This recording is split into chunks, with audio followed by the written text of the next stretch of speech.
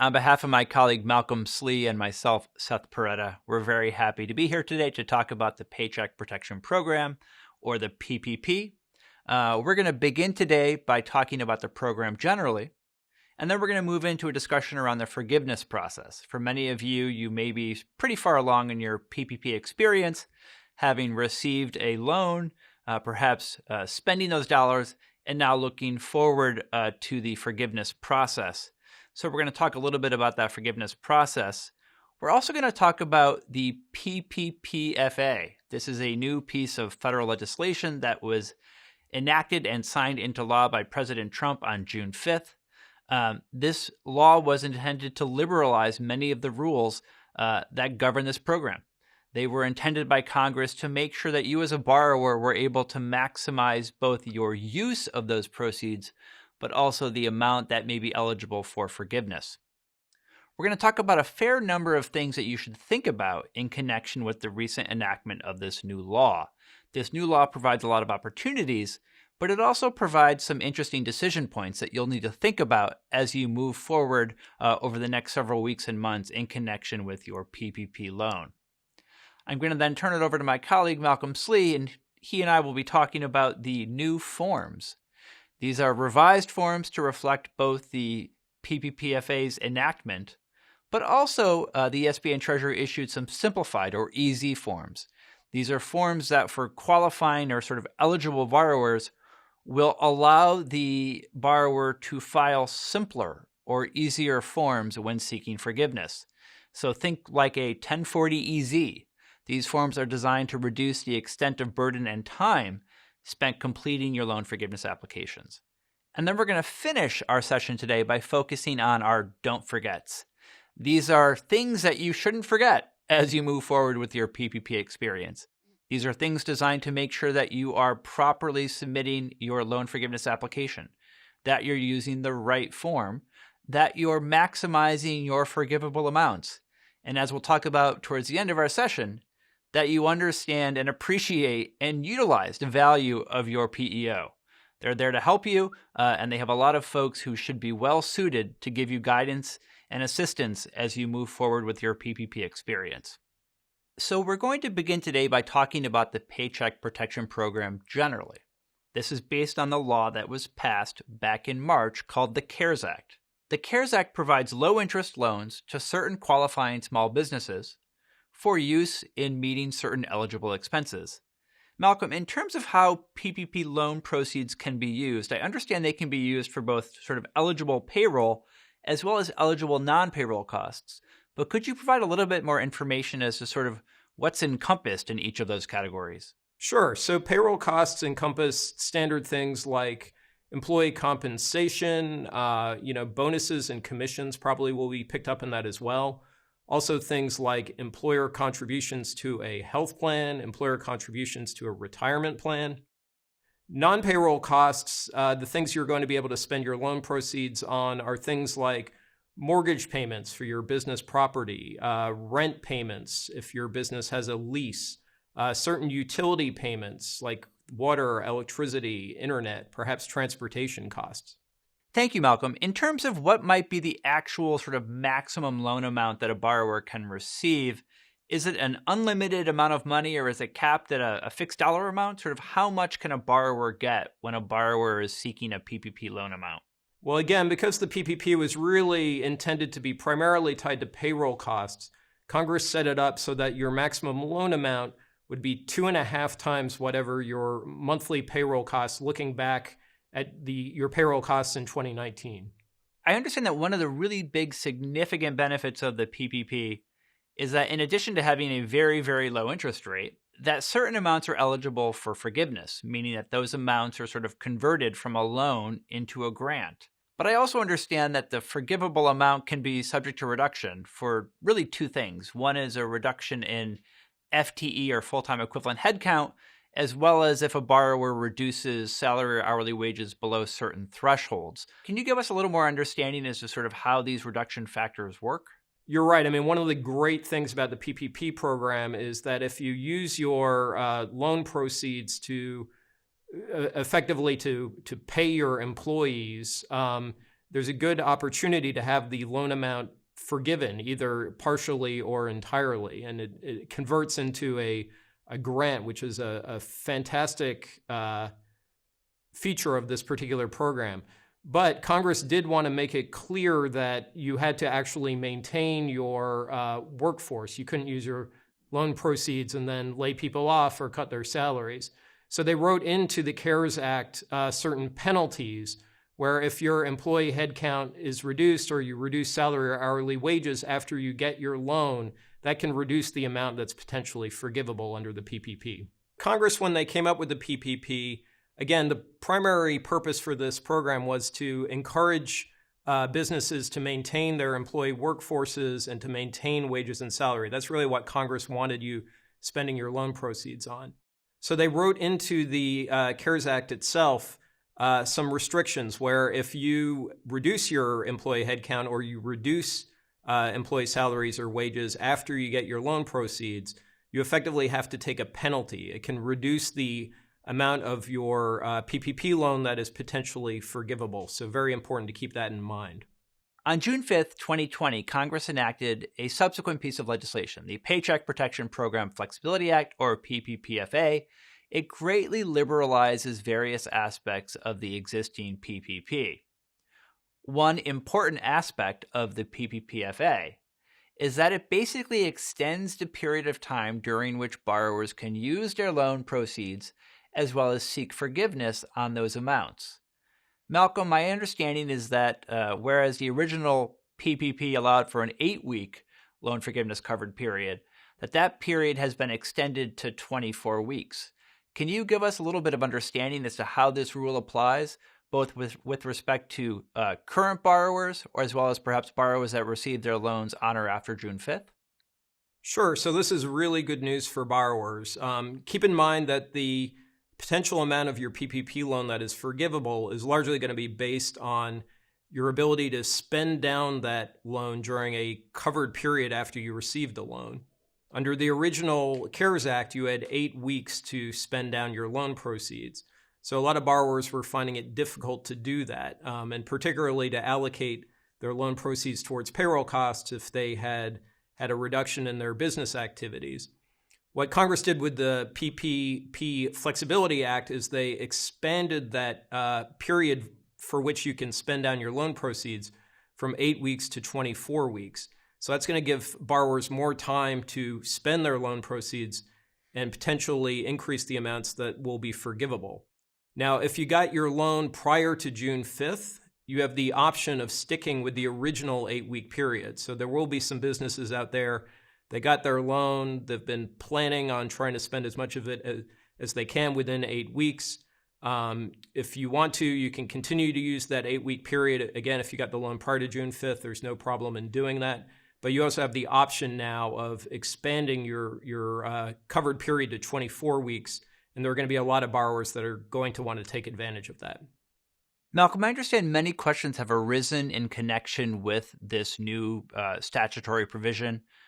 For example, folks have asked whether they could have a loan forgiveness period that is longer than 8, but less than 24. So say I'm a borrower and I didn't get to spend all of my proceeds by the end of week 8, but I think I can use them all up by the end of week 12. Can they choose a loan forgiveness period that is more than 8 and less than 24 weeks? Unfortunately, you cannot. If you're a borrower, and again, if you got your loan prior to June 5th, you can have an 8-week period or you can have a 24-week period, but you can't pick and choose a period between 8 weeks and 24 weeks. As previously discussed, a borrower's forgivable amount is subject to reduction if they reduce employee headcount or salary and hourly wages below certain thresholds. Thankfully, the PPP did allow borrowers to avoid those reductions if they're able to restore their headcount or salary and hourly wages by a certain date and time. Helpfully, the PPPFA sort of has given us an additional period of time. Malcolm, can you explain how this rule is intended to work? Yeah, exactly. So as we talked about, your potential amount of your loan forgiveness can be reduced if you cut your headcount or salary and wages after you got your loan. But Congress did recognize that there were going to be scenarios where businesses might have cut headcounts or salaries or wages. When the pandemic hit, a lot of businesses obviously moved quickly. Some of them had to make changes to their workforce. So they wanted to provide a little bit of relief for borrowers. And what the CARES Act originally provided was that if you were able to restore your headcounts or salary and wages by June 30, you could avoid a reduction to your forgiveness amount. A lot of borrowers said, we love the concept, but it's going to be tough for us to get back to full employment by June 30. That's not giving us a lot of time. So thankfully, when Congress enacted the Flexibility Act, they expanded that deadline. So borrowers now have until December 31st of this year to fully restore employee headcount and salary and wages. And if they do that, they may be able to avoid a reduction to their forgiveness amount. One other aspect of the PPP that we've not yet discussed is, in addition to various safe harbors, SBA and Treasury came out with a series of exceptions that can be utilized in the case of FTE reductions to avoid a corresponding reduction in the forgivable amount. Those were really important exceptions and very welcome news. For example, if a borrower makes a qualifying offer of employment to rehire an individual, but that individual declines the opportunity for employment, that allows the borrower to effectively avoid a reduction. Similarly, if an employee voluntarily resigns, voluntarily reduces their hours, or is terminated for cause, the employer will not be sort of penalized when it comes to calculating their forgivable amount. The PPPFA included a couple other exceptions, and one I think that is really important for borrowers because it may be a very, very viable way for most borrowers to avoid a reduction to their forgivable amount based on a reduction in employee headcount. Malcolm, can you give us a little bit of understanding as to sort of how this new exception may be helpful? Yeah, and I agree, Seth. I think this is, great action by Congress that is really going to help borrowers. Basically, what they said was that if you can't get back to the same level of business activity that you were at on February 15th prior to the pandemic, by the end of the year, if you reduce your workforce or reduced salary or wages, you won't face a potential penalty with regard to your loan forgiveness amount. So this is something that I think a lot of borrowers are going to be able to rely on. It's very good news. So the last provision we want to talk about in the PPPFA is a very welcome provision, which is, as mentioned, the PPP had a provision in the CARES Act that effectively foreclosed or prohibited borrowers who obtained forgiveness on their loan proceeds from exercising an opportunity to defer the employer's share of Social Security taxes into 2021 and 2022. Thankfully, when Congress enacted the PPPFA, they eliminated that restriction. So borrowers can now utilize that employment tax deferral opportunity just like any other employer. So now we're going to move on to the next part of our discussion, which is the actual forgiveness application process and forms. And for that, I'm hoping Malcolm will walk us through sort of the application and its components. And unfortunately, it's not the easiest application for most borrowers to complete, although thankfully SBA and Treasury have heard that critique, and I think they've recently put out some guidance and some new forms that may be very helpful to some of the borrowers watching this video. Yeah, for today's purposes, we're going to keep it really high level because we could easily, spend a couple of hours going through the loan forgiveness application, and we don't want to put you through that. It's extremely complicated. It's extremely time-consuming. And if you pull up the loan forgiveness application itself, you'll see there's an application. There's a Schedule A that you have to work through. There's a Schedule A worksheet that you have to go through. It requires you to document your employees that you had during the covered period that you were spending down your loan proceeds. It requires you to determine whether or not certain employees were actually working as full-time employees, because again, that's going to play into whether or not your loan proceeds are going to be fully forgivable. So I think it's very important for borrowers who are anticipating applying for loan forgiveness to pull out the application, get familiar with it as quickly as possible, because you will soon see there's a lot of employment and payroll data you need to collect, and a lot of decisions you're going to have to make as you fill out the application. For example, if you have reduced your workforce, you're going to have to think about, does it make sense for me to bring people back so I can try and maximize the amount that might be forgivable with regard to my PPP loan? Thank you, Malcolm. That's very helpful. In a bit of other further good news, in addition to the enactment of the PPPFA, SBA and Treasury did issue simplified or easy forms, which allow certain borrowers to effectively seek forgiveness using significantly less data and probably burden and time. This was largely in response to those concerns or critiques that I mentioned previously, which was that the current general base form was pretty complicated and required the collection and analysis of a lot of wage and payroll and employment data. So Malcolm, can you walk us through basically which borrowers might be able to use these new simplified easy forms?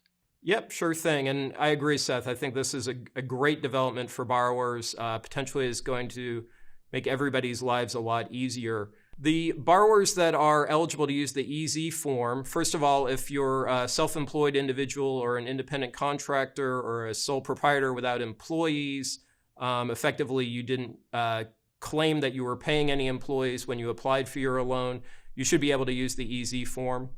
If you're an employer that didn't cut your employees' wages, if they made less than $100,000 by more than 25% during the covered period, and you didn't reduce the number of your employees or the average hours of your employees during the covered period, again, highly likely you're going to be able to use the EZ form. And then lastly, if you didn't reduce salary and wages and you were affected by the pandemic, so you weren't able to operate during the covered period during which you were using your loan proceeds, as you were back in February of this year, which I think is going to describe many, many borrowers out there, you should be able to use the EZ form as well. So it's a great development. Borrowers, that use the EZ form, they're not going to have to list out all their employees on their loan forgiveness application. They're not going to have to list out individual employee compensation. They're not going to have to figure out which of those employees were full-time employees. It should make borrowers' lives much, much easier. And now we're going to focus on our Don't Forget section of the presentation. This is our final section, and it's going to be focused on things that you as a borrower should keep in mind as you move forward in completing your forgiveness loan applications. The first one, and it's really important, is that you talk to your lender early on in the process. Under the SBA and Treasury guidance, your lender can use its own materials for purposes of the loan forgiveness application process. They may ask for different information than what's on the SBA Treasury loan application itself, both as to the extent of information, the scope of information, the type of information that's requested. So to minimize the amount of burden, cost, and time you're going to have to spend completing your loan forgiveness application, talk to your lender first. It probably will save you some time. Malcolm, what's our second don't forget? We talked a little bit earlier about if you got your loan before June 5th, you have the option of spending down your loan proceeds over either an 8-week period or a 24-week period. Certainly there's going to be a lot of borrowers out there that are going to want to use that 24-week period. It gives you more time to spend your loan proceeds on payroll costs. That should increase the amounts that are potentially forgivable. But there are some businesses out there that have been planning based on that 8-week period after they got their loan. So you're going to have to work through the pros and cons of using either the 8-week period or the 24-week period. Another don't forget is don't forget to consider whether you can use the simplified or the easy loan application. It's important to think about this because one, if you can, it'll save you a lot of time. On the other hand, if you try to use it and actually you aren't eligible, it's pretty likely your lender is going to decline to offer forgiveness on the amounts that you've requested. So think carefully, make sure you meet the eligibility criteria. As Malcolm mentioned, there are 3 sort of categories of borrowers that are able to use that simplified form. If you fit in one of those categories, congratulations, you've won. The process of seeking forgiveness on your loan proceeds should be significantly easier and faster. So for folks out there who think they may be eligible for use of those forms, definitely read the instructions and think about whether you can fit into that criteria. Even if you're using the new EZ application, you want to be thinking about the employment, payroll, and business expense data that you're going to need to go through the loan forgiveness application. That information is going to be needed regardless of whether you're using the EZ form or the original loan forgiveness application form. If you're using the EZ form, you won't necessarily have to enter all this data on your application, but you're still going to need it. Some of the information has to actually be submitted to your lender with your application. Some of it you've got to retain in the event that SBA decides to audit you down the line to make sure you are using your loan proceeds correctly. So this is very important that you start thinking about this information and how you're going to collect it. One other important don't forget is don't forget to think about the safe harbors and the exceptions that are available to you to help maximize your forgivable amount.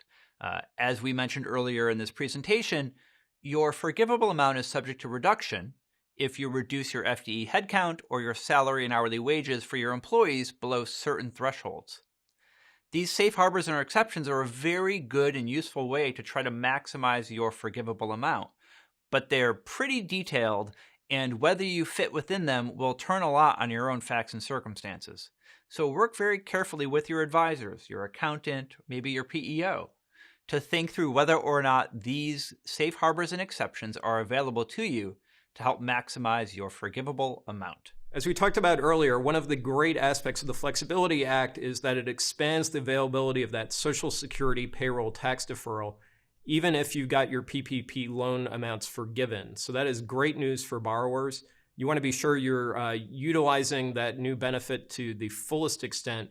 So you definitely want to be talking to your PEO and or your payroll provider about how you can use that deferral program. One really important don't forget is don't forget to keep all the information necessary to substantiate both your use of your loan proceeds in a proper manner, as well as the amounts for which you sought forgiveness. So after you've completed your loan forgiveness application and you've submitted it, and after your lender has approved your application and forgiven your amounts, you really need to keep all this information. Why? Because SBA and Treasury might very well show up on your doorstep in the next month, next several months, or perhaps next few years, and seek to audit you to make sure that you used your loan proceeds properly and that the amounts for which you sought forgiveness were actually improperly incurred. Now, for borrowers who received loans in excess of $2 million, and that includes borrowers and their affiliates taken together. So if you have parent co and subco or brother sister cos, and in the aggregate, you received $2 million or more in loans, you will be audited. SBA and Treasury issued guidance saying we are going to audit all folks who received loans in excess of $2 million, and that's based on the disbursement date. So if you're in that category, if you're one of those borrowers who got in excess of $2 million, including your affiliates, you will be audited and you will need to have the information necessary to substantiate both proper use and proper submission of the forgivable amounts. So don't forget, keep your documents, it's important. And our last don't forget, but a really important don't forget, is don't forget to partner with your PEO. These are really challenging times, and I'm sure you're really focusing on a lot of important things with respect to your business. As it relates to your PPP loan application process, your PEO is there to help you. They have experts, they've got tax experts, they've got accountants, they've got data, and more importantly, they have your back. So as you have questions and as you move through the process, please don't hesitate to reach out to your PEO. So thank you, Seth and Malcolm, for a great presentation on what's very complicated PPP loan application and loan forgiveness process. The most important thing I took away from that was at the very end when they said, call your PEO. Your PEO is going to help you through this. They're going to be a resource. They've got your back.